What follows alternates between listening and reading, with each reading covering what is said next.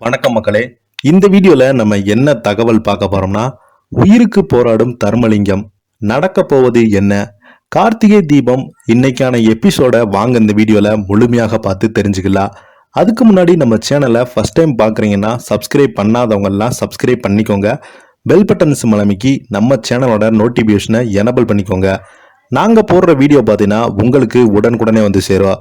G Tamil தொலைக்காட்சியில் இரவு 9 மணிக்கு ஒளிபரப்பாகி வரும் கார்த்திகை தீபம் சீரியல் தர்மலிங்கத்திற்கு உடம்பு முடியாமல் போக அவரை மருத்துவமனையில் சேர்க்கப்பட்டு தீபாவின் அம்மா கார்த்திகாவிற்கு தகவல் தராங்க.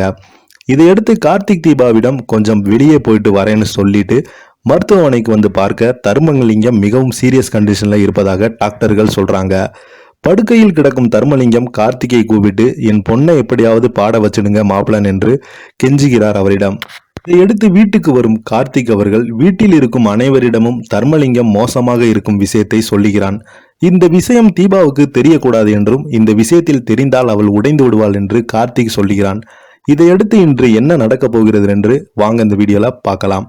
அதாவது கார்த்திகா தீபாவை ஸ்டூடியோவிற்கு அழைத்து வந்துவிட இசையமைப்பாளர் ரஷோன் பாடலை கொடுத்து இதுதான் நீங்க பாட வேண்டிய என்று சொல்ல தீபா அது அப்பா பாடலாக இருப்பதை பார்த்து எமோஷன் ஆகிறார். உடனே அப்பா கிட்ட பேசணும் என்று சொல்ல ஜானகிக்கு போன் பண்ணி அவர் அப்பா முருகன் கோவிலுக்கு போயிருக்கிறார் என்று போய் சொல்லிவிட்டு போனை வைக்கிறாங்க. மருத்துவமனையில் டாக்டர்கள் தர்மலிங்கத்தின் நிலைமை மிகவும் மோசமாக இருப்பதாக சொல்றாங்க. கார்த்திகை ஹாஸ்பிட்டல் பார்மில் கையெழுத்து போட்டுவிட்டு கொடுக்கிறாரு. மறுபக்கம் கோகிலாவுக்கும் தீபாவுக்கும் தர்மலிங்கம் ஹாஸ்பிட்டல் இருக்கும் விஷயத்தை சொல்லி அவள் பாடுவதை தடுத்து நிறுத்த வேண்டும் என்று பிளான் போட்டு ஸ்டூடியோவிற்கு கிளம்பி வர அவளை உள்ளே விட மறுக்கிறாங்க.